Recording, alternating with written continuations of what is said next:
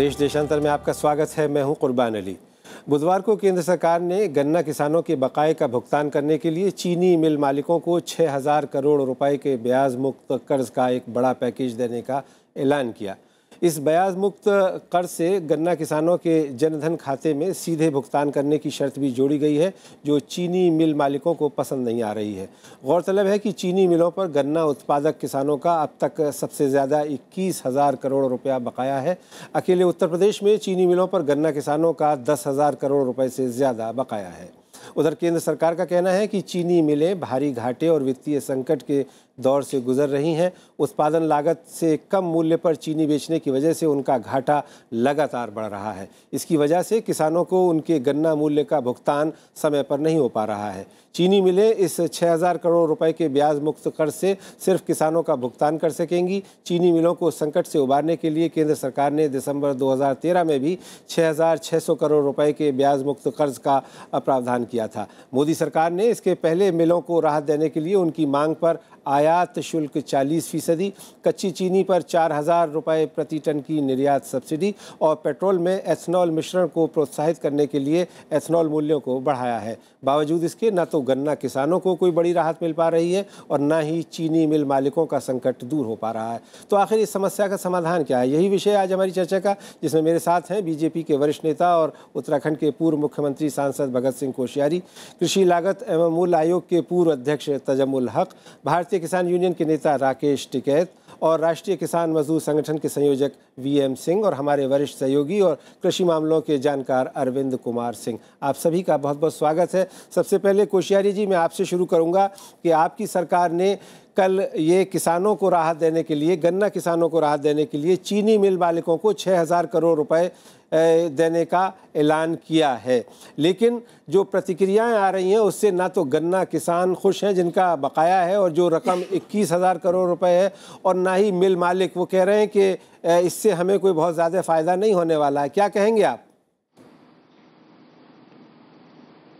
देखिए, पहली बात तो यह है कि चीनी मिलों की हालत इतने पिछले 8-10 वर्षों में लगातार बद से बदतर होती गई है और किसानों के बारे में, गन्ना के बारे में एक कोई भी राष्ट्रीय नीति नहीं है। अब चूँकि किसानों के लिए तात्कालिक कोई न कोई सहायता चाहिए, उनका 20,000-21,000 करोड़ से ऊपर बकाया गन्ना मिल मालिकों पर है, तो सरकार की ओर से एक पहला प्रयास ये किया गया है कि कम से कम तात्कालिक राहत किसानों को मिले, और इसके लिए ये पहला अवसर है जब सरकार ने जो राहत दी है वो सीधे किसानों को दी है। अब मैं सोचता हूं कि अगर किसान इसको नहीं साहब, दिसंबर 13 में भी दी गई थी 6,600 करोड़ रुपए की राहत।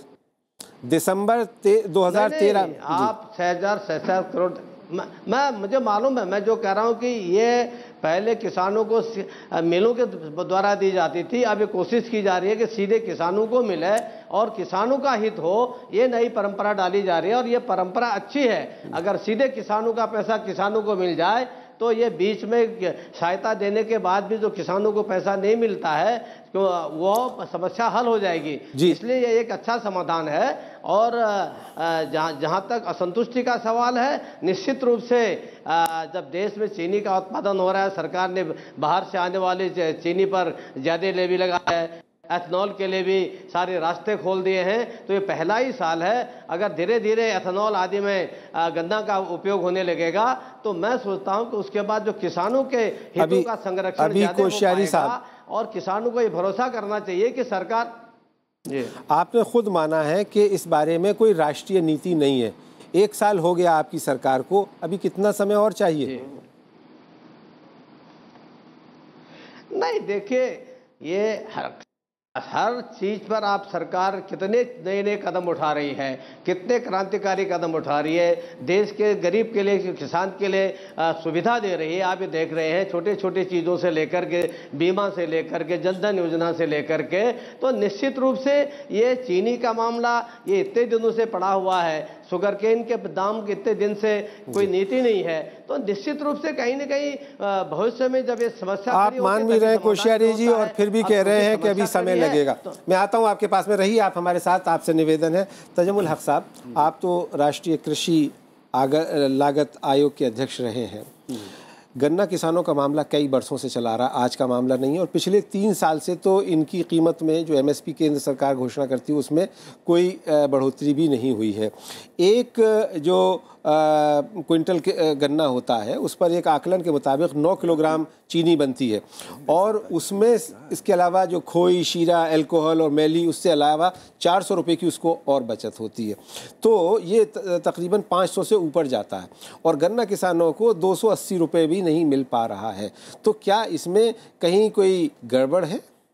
आपने तो कह ही दिया बात कि इतना गैप है जी, और क्यों नहीं दिया जा रहा है। क्वेश्चन ये है कि सालों से प्रॉब्लम खास करके गन्ना किसानों का ये रहा ही है हिस्टोरिकली, और अब गवर्नमेंट कहते हुए भी कि हम इसको सॉल्व करने की कोशिश कर रहे हैं, सही में अगर माने तो कुछ नहीं कर रहे हैं, और ना पिछले दिनों भी कुछ किया, ना पिछला सरकार का कोई पॉजिटिव एटीट्यूड था इस मामले में, ना प्रेजेंट गवर्नमेंट का भी मुझे खास अभी तक दिख नहीं रहा है। बात यह है कि ये प्रॉब्लम को इस तरह से लिंगर ऑन क्यों करते हैं। एक तो प्रॉब्लम सबसे बड़ा है कि जो इंडस्ट्रियलिस्ट है, आई मीन शुगर मिल्स वगैरह जो हैं, उनका भी एटीट्यूड, नियत ठीक नहीं होता। जब अच्छे साल भी होते हैं तब भी वो मरते हैं, रोते रहते हैं कि हमारा नुकसान हो गया।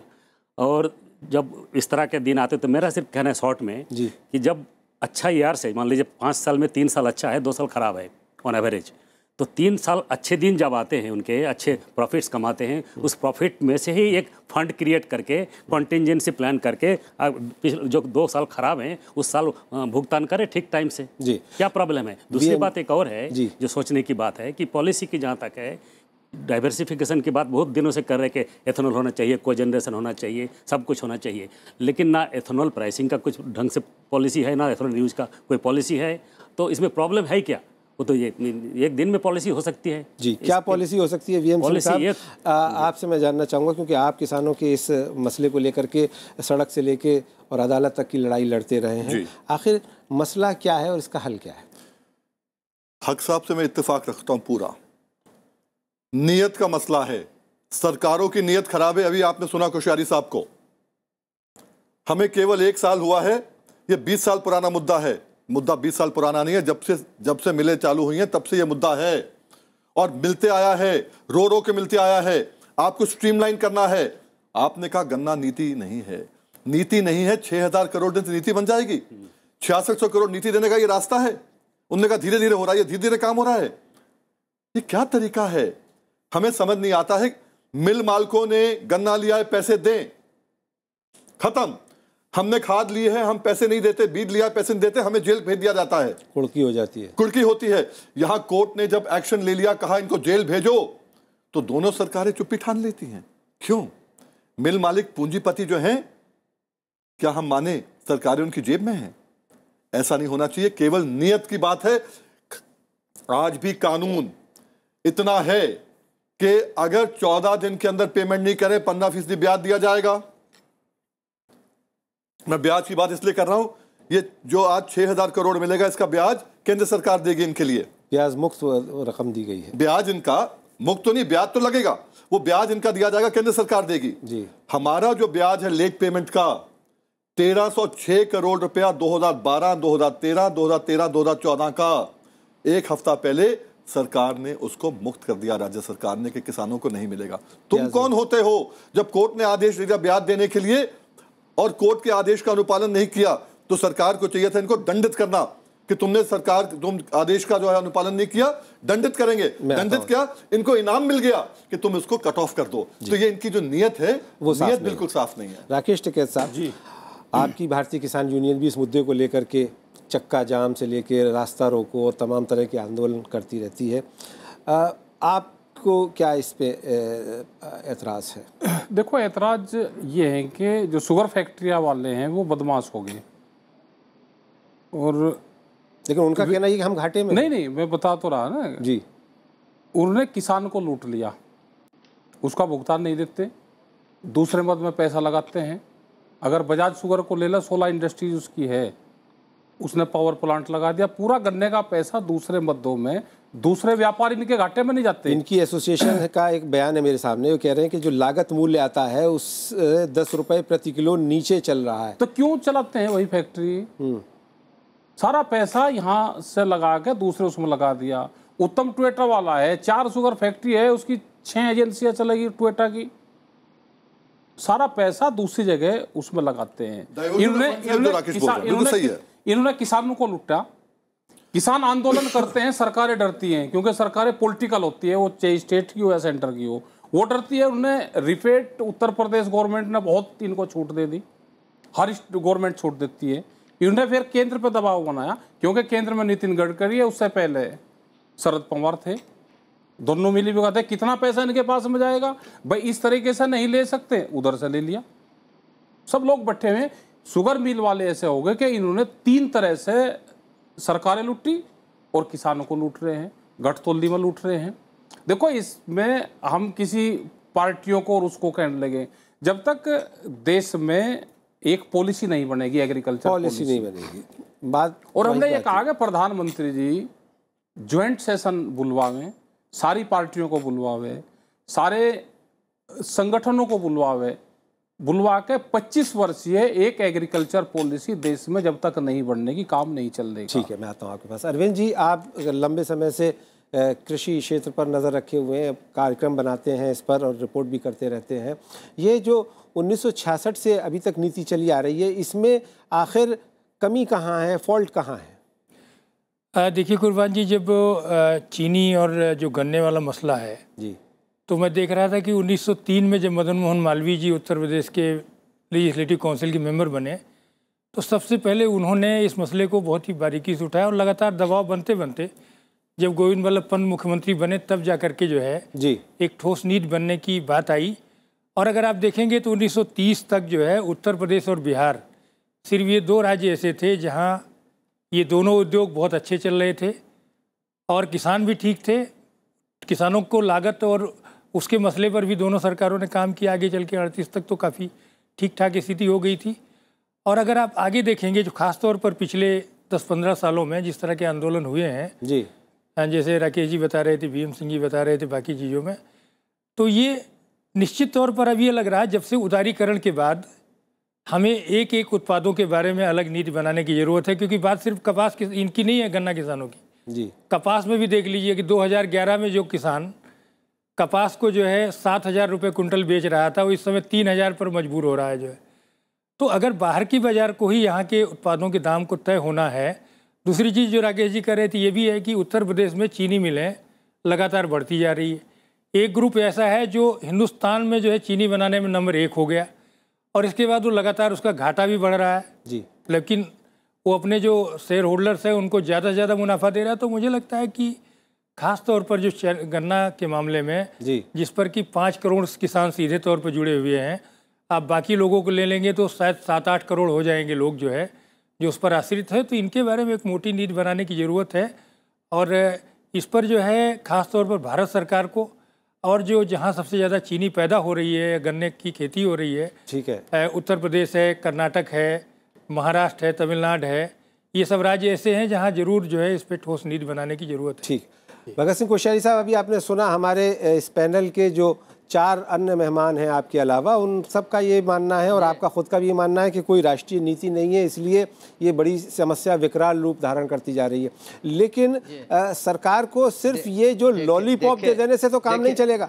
ये आपने दे दिया 21,000 करोड़ में से 6 कुर्बान जी, ठीक, कुर्बान हेलो जी, सुनिए। जो आपके चारों हमारे सम्मानित चारों सदस्यों ने जो बातें कही हैं, वो उन्होंने वही बात की जो मैंने शुरुआत की कि कहीं न कहीं हमको पूरे एक नीति निर्धारित करनी चाहिए और उसके लिए जल्दी से जल्दी जो जितने संबंधित पक्ष हैं उनके साथ बैठना चाहिए।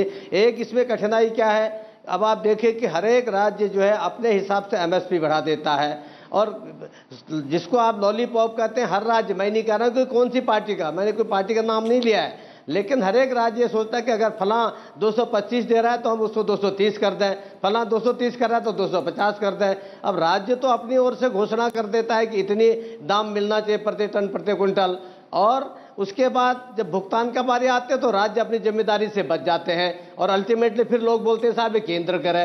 इसी प्रकार से अभी हमारे राकेश जी या कोई बता रहे थे कि साहब वो उत्तर प्रदेश सरकार ने कह दिया कि इनका ऋण जो है जो इनका ब्याज है वो ब्याज इनको नहीं मिलेगा। अब ये समस्या क्या है कि कहीं न कहीं इस चीनी के मामले को, शुगर केन के मामले को और एक पूरी नए परिप्रेक्ष्य में के और जिसमें किसानों का भी अहित न हो और मिल भी चलते रहे। मुझे भी बहुत बार लगता है एक किसान के बेटा होने के नाते कि भाई चीनी के मिल चल भी रही है और उसके बाद किसान पैदा भी कर रहा है और फिर भी किसान को रोने के लिए मजबूर किया जाता है। आप तो उस पार्टी से संबंधित हैं, आप उस पार्टी से संबंधित हैं जिसकी केंद्र में अपने बहुमत वाली सरकार है, कोई दिक्कत भी नहीं है किसी तरह की, लेकिन लोग ये देश ये जानना चाहता है, क्या आप आश्वस्त कर पाएंगे कि आप इस सिलसिले में आपकी पार्टी सरकार कब तक कोई नीति बनाएंगे? नहीं, निश्चित रूप से हम सरकार पर इसके लिए बात कर रहे हैं और पहले भी चीनी किसानों को पैसा दिया जाए, सारे एमपीज ने मिलकर के अलग अलग वित्त मंत्री से बातचीत की है, हम उसके लिए चिंतित हैं और आगे भविष्य में चूंकि इसमें स्टेट और सेंटर दोनों इन्वॉल्व हैं तो कहीं न कहीं एक नीति निर्धारण करनी चाहिए, जरूर करनी चाहिए, मैं मानता हूँ। जी, मैं आता हूँ आपके पास। तजम्मुल हक साहब, आप तो इस प्रक्रिया का हिस्सा रहे हैं, जो कृषि उत्पाद हैं उनकी क्या कीमत होनी चाहिए, उस पर कितनी लागत आती है, उसका क्या मूल्य होना चाहिए, ये जो हम चर्चा पूरी कर रहे हैं, अभी हम कहीं किसी नतीजे पे नहीं पहुंच पा रहे हैं कि समस्या तो हमने आइडेंटिफाई कर ली, लेकिन समाधान क्या है?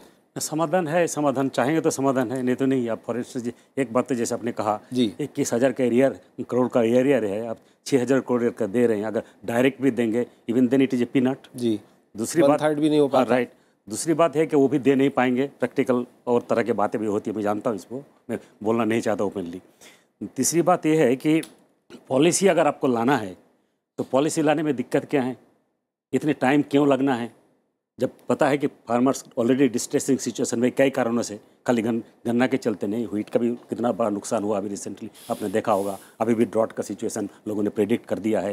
तो ऐसी सिचुएशन में इस तरह का एडहॉक ल्यूकवार्म एटीट्यूड जो है वो किसानों के आप क्या सजेस्ट करते हैं? मेरा सजेशन बड़ा सिंपल है, एक इमीडिएटली एक पॉलिसी होनी चाहिए स्टेबल वे में, ढंग से लॉन्ग टर्म।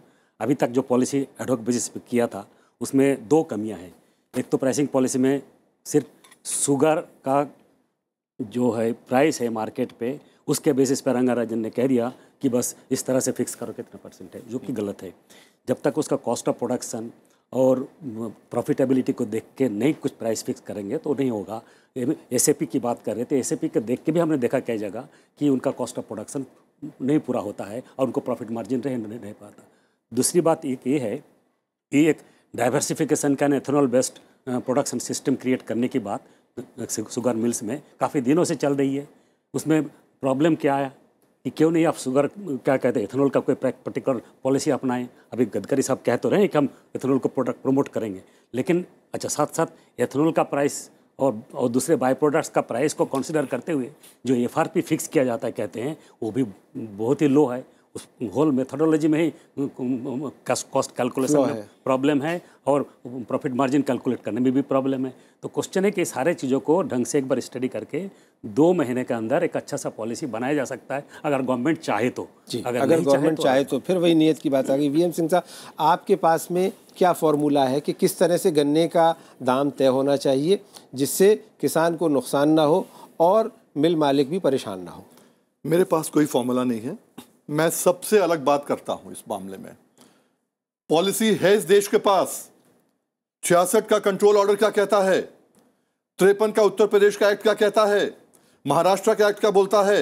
इंप्लीमेंटेशन नहीं है। विडंबना है कि जो इंप्लीमेंट करते हैं उनको मालूम नहीं है।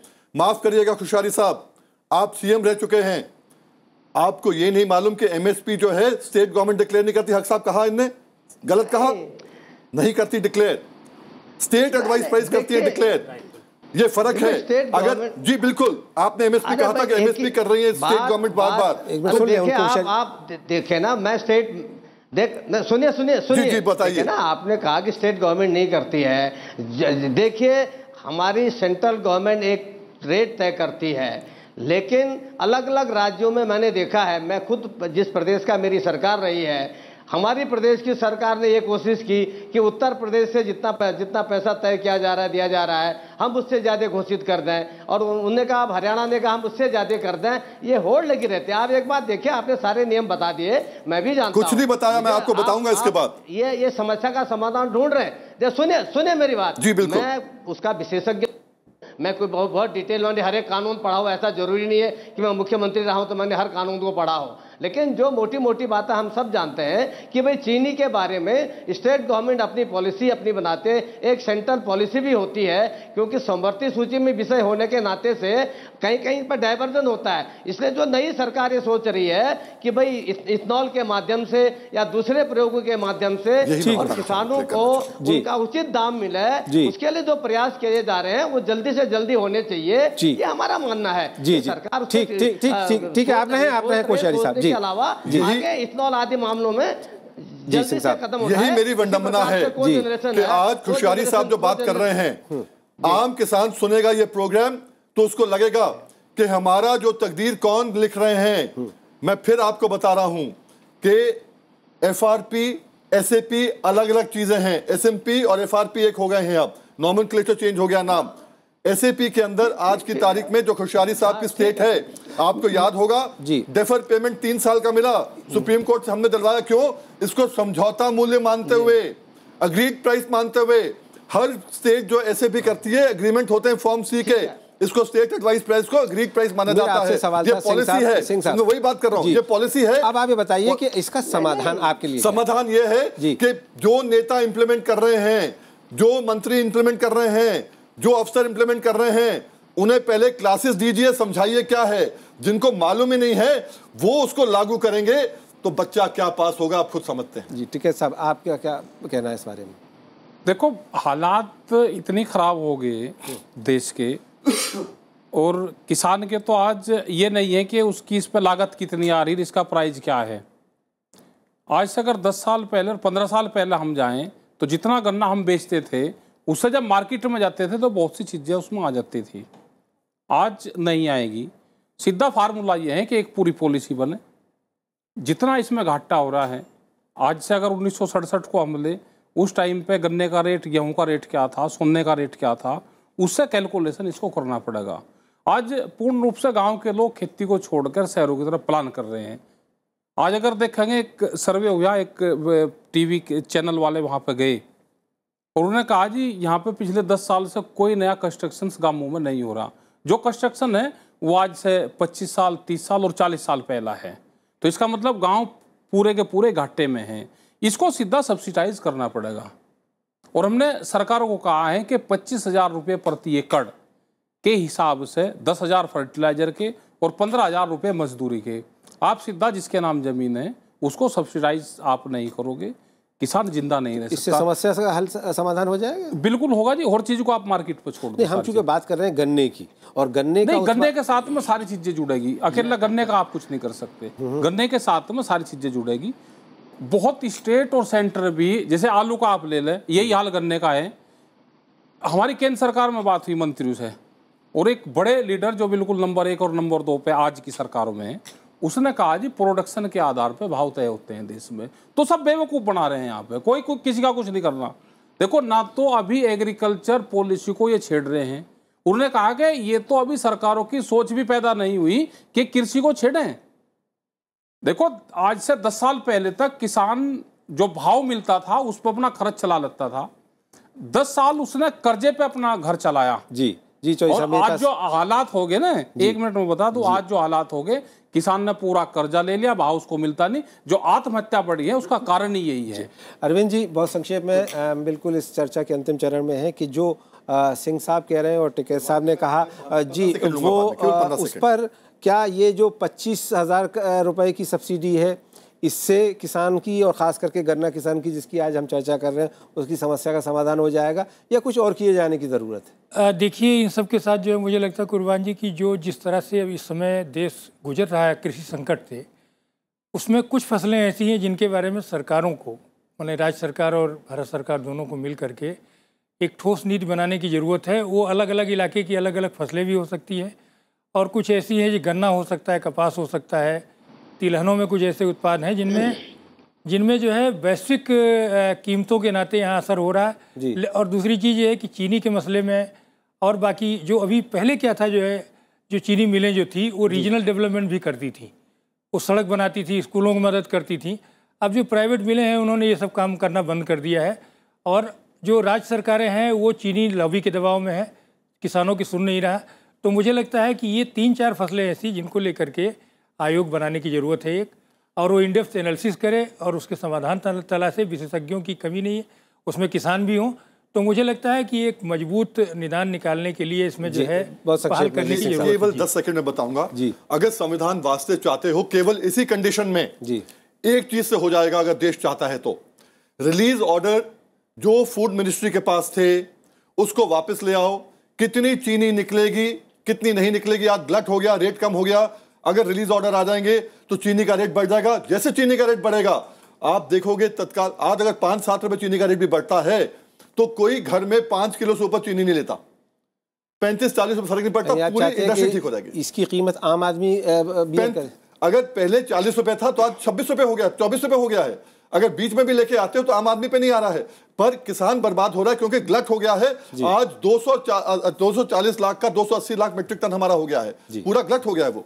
जी तो जी बहुत संक्षेप में कि जब तक एक क्लियर कट एक स्टेबल पॉलिसी नहीं लाएंगे तब तक ये प्रॉब्लम्स एड हॉक बेसिस से सोल्व नहीं कर सकते। क्योंकि पास्ट एक्सपीरियंस आपने देखा होगा कि जब शुगर का प्राइसेस यहाँ लो था तब भी आपने देखा होगा कि एक्सपोर्ट पे बैन कर रखा हो गया। चलिए तो इस तरह की बातें बहुत सारे आती है, ये प्रॉब्लम नहीं, लेकिन बात यही आ रही है निकल करके कि स्पष्ट नीति बनाए जाने की ज़रूरत है, तभी इस समस्या का समाधान होगा। हमने इस संबंध में चीनी मिल मालिकों की संस्था इस्मा से भी संपर्क करने की कोशिश की, लेकिन उनके किसी प्रतिनिधि से बात नहीं हो पाई। उम्मीद की जानी चाहिए कि आगे आने वाले दिनों में केंद्र सरकार और राज्य सरकारें गन्ना किसानों की ये जो दुर्दशा है इस पर ठीक ढंग से सही तरीके से विचार करेगी और इसका निदान करेगी। इस चर्चा में शामिल होने के लिए भगत सिंह कोश्यारी जी आपका, राकेश टिकैत जी आपका, बीएम सिंह साहब, तजम्मुल हक साहब और अरविंद सिंह जी आपका बहुत बहुत शुक्रिया। तो देश देशांतर में मेरे साथ इतना ही। नमस्कार।